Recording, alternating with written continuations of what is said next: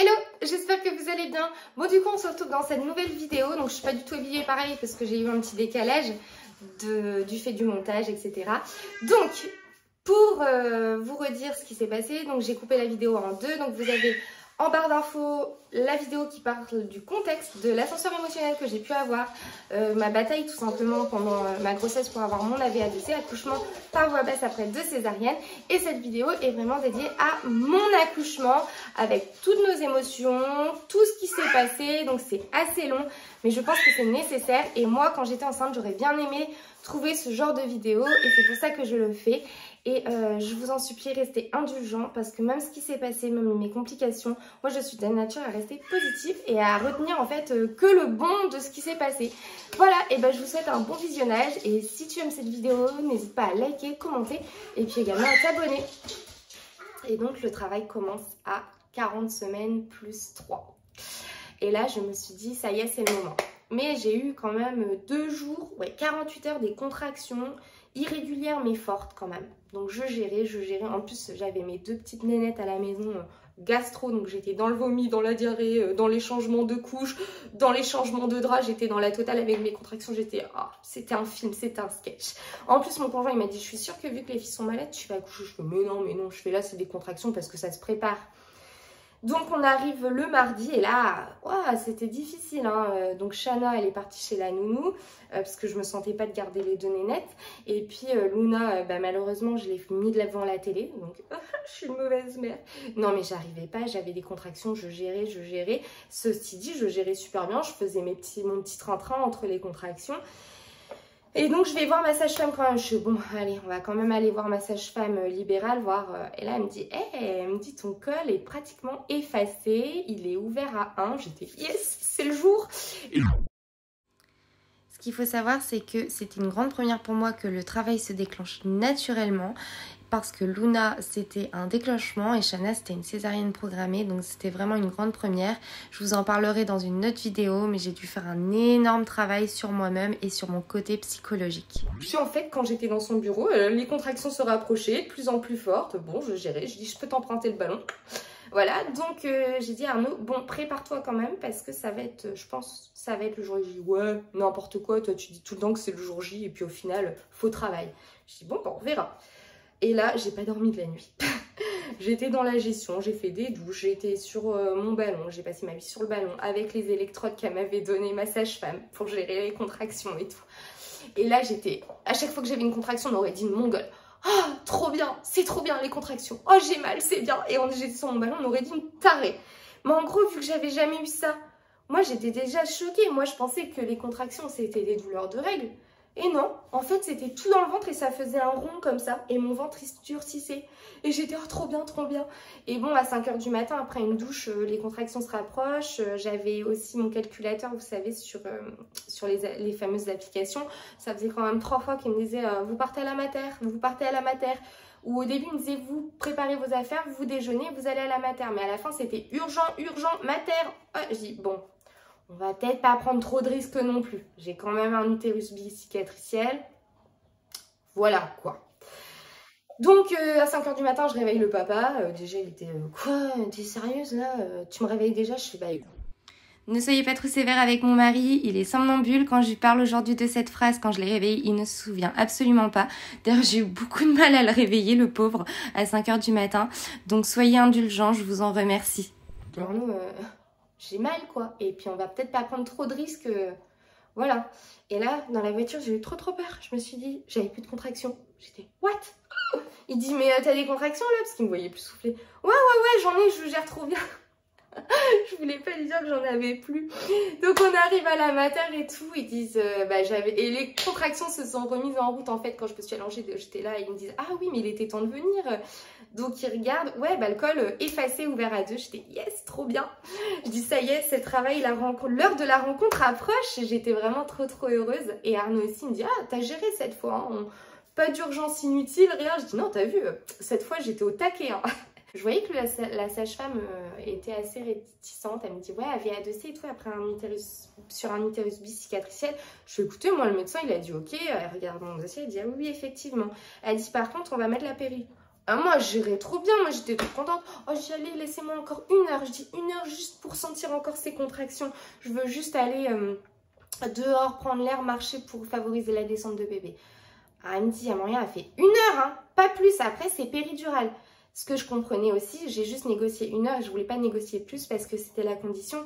Et je comprends tout à fait que s'il y a une rupture utérine, il vaut mieux que la péridurale soit posée.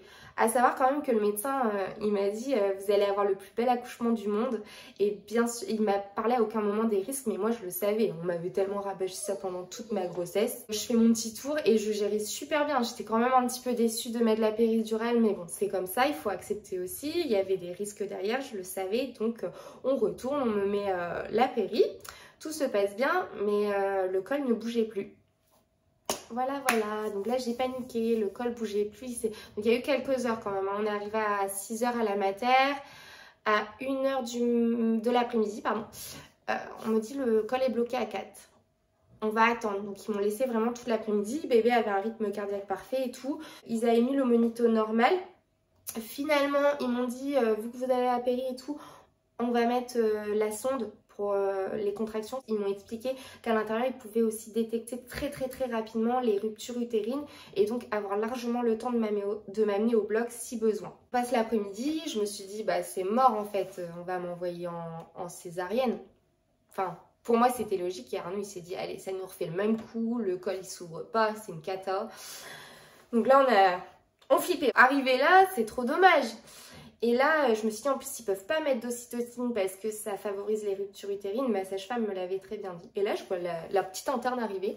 Bon, du coup, vu que les contractions sont plus très efficaces, elles sont pas assez fortes pour votre bébé, etc., on va mettre un peu d'ocytocine. J'ai dit quoi? Elle dit, ouais, bah oui, comme ça va favoriser les contractions et l'ouverture du col. D'accord. Je dis, oh là, là, je flippais quand même, hein, parce que je me suis dit, oh, la rupture utérine et tout. Elle me dit, mais vous savez, hein, l'ocytocine, c'est pas ça qui va provoquer la rupture utérine, hein. Oh bon, bah faites alors. Bah moi, je laissais faire, hein. Ah ouais, mais ils ont mis une sacrée dose d'ocytocine, hein, croyez-le. Hein. Donc j'étais, waouh, mais quand même, c'est génial, ils me donnent vraiment toutes mes chances. Et malgré ça, malgré les contractions de l'ocytocine, elles étaient plus fortes, mais le col ne s'ouvrait plus. Et là, je dis, bon, c'est mort. C'est mort. En plus, ils avaient percé la poche des os dès le début, ça bougeait pas, l'ocytocine, ça bougeait pas. Puis j'ai dit, est-ce que vous avez pas quelqu'un qui fait de l'acupuncture, s'il vous plaît? Parce que moi, je suis très réactif. Et pour Luna, c'est vrai qu'on m'avait fait de l'acupuncture et je suis passée de 5 à 9 en 1 heure de temps. Il m'a dit, ah bah non, là, on est désolé, on n'a personne. Donc j'appelle ma petite acupunctrice qui est une amie à moi et puis elle me dit, bah attends, je vais te le faire à distance. J'ai dit, oh, trop bien. Donc là, il était 19 h, donc trop sympa la copine, quoi. Et donc, elle me fait sa petite séance. Et là, ils me disent, ah bah finalement, on a trouvé une sage-femme. Donc, j'ai eu deux séances d'acupuncture. Donc, elle me met les aiguilles et tout. Non, il était plus tard que ça. C'était 21 h. Excusez-moi, 21 h, donc on me fait ça.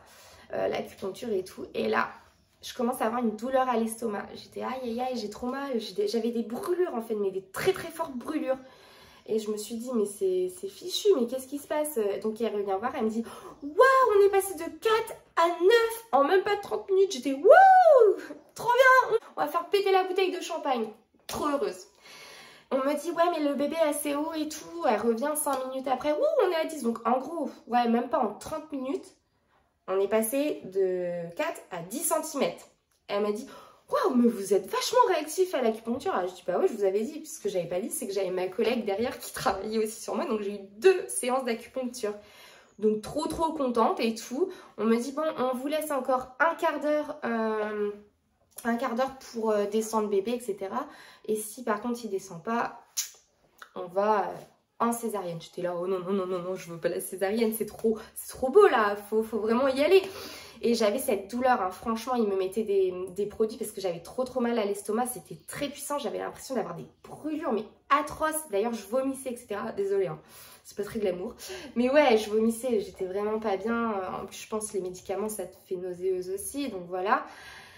Et donc, je me suis dit, allez Mélanie, on respire, on aide bébé à descendre. Et là, je sais pas pourquoi, l'instinct... je parlais avec une sophrologue en fait sur Instagram et elle m'avait donné une technique qui était d'imaginer mon accouchement par voie basse, en fait, justement pour que j'oublie la césarienne, que j'oublie les risques et que je favorise. Et d'ailleurs, quand j'ai lâché prise grâce à elle, grâce à sa séance, grâce à l'hypnose, j'ai le travail qui s'est mis en route. Donc, comme quoi, une fois de plus, le psychologique, joue énormément. Donc, je me suis imaginé, en fait, bébé, et j'ai imaginé l'accompagner. Donc, vraiment que tout était ouvert, le bassin, le col, le vagin, tout, et je l'aidais à descendre et je respirais en même temps, je faisais, et quand je soufflais, je descendais, je respirais, j'imaginais bébé qui descend dans le bassin, qui descend dans le col, puis dans le vagin, puis qui sort, et j'ai fait ça pendant 5 minutes alors qu'on me laissait un quart d'heure, et j'ai dit là j'ai envie de pousser, et j'ai commencé à paniquer aussi, j'ai oublié de vous dire, mais quand le col s'est ouvert à 10, j'avais envie de pousser, et j'ai commencé à paniquer et à repenser à la rupture utérine, et je pleurais, je paniquais, j'avais du mal à respirer, j'ai dit mais non mais j'ai envie de pousser, je vais avoir une rupture utérine. En plus j'avais cette douleur à l'estomac, et au final Arnaud, comme quoi le papa a un rôle essentiel, il a réussi à me rassurer, il me dit mais non tout va bien t'aller, regarde t'as ton col qui est ouvert à 10. Bref, ça j'avais oublié de vous le dire, et c'est important de montrer aussi que on peut avoir des moments où on panique. Donc 5 minutes, donc on me laissait un quart d'heure, on me revient me voir parce que je dis j'ai envie de pousser là. 5 minutes après j'avais envie de pousser. Waouh, mais bébé il est descendu, c'est génial, allez on se positionne, on y va. J'étais oh trop bien, mais jusque là j'avais encore un doute, je me dis mais ça se trouve je vais pas réussir. Et finalement après 30 minutes de pousser, j'ai encore les larmes aux yeux, j'ai réussi à accoucher mon bébé par voie basse, et en plus je sentais tout. C'est-à-dire que 15 minutes avant, quand on me laissait descendre bébé, je sentais rien parce qu'il venait de me mettre des produits. Je me suis dit, oh trop dommage, je vais pas sentir bébé passer et tout. Et juste quand on m'a dit de pousser, je sentais tout. Et j'ai senti mon bébé. Mais quelle émotion, mais vraiment. Vous voyez, j'en pleure encore. Mais c'était vraiment juste, mais magique. C'était vraiment magique. Je l'ai senti, je l'ai pris contre moi. Et mon mari m'a trop bien aidée. Ça a été vraiment un moment de bonheur mais immense. Après 2 césariennes, ça nous a fait mais tellement du bien. Je suis désolée, hein, je suis très émotive encore en parlant. Et par contre, quand ils m'ont mis sur moi, c'est vrai que j'avais super mal encore à cette douleur. J'avais cette douleur en fait à l'estomac qui me faisait mal. Donc en fait, j'ai donné le petit à mon conjoint. Mais j'étais heureuse, j'étais la plus heureuse du monde. Donc après, on m'a laissé un peu de temps pour la délivrance, c'est ça qu'on dit, donc le placenta et tout qui sort. On m'a mis de l'acupuncture, etc. Et j'ai fait des photos avec les anesthésistes, les médecins et tout, j'étais trop happy. Et là, je vois le changement de tête d'Arnaud et je voyais qu'il avait plus le petit. Donc j'ai demandé à reprendre mon fils. Voilà, peau à peau, j'étais trop heureuse, j'ai fait les photos. J'avais mal, hein, mais c'est pas grave, j'avais mon fils. Et je vois la tête d'Arnaud changeante.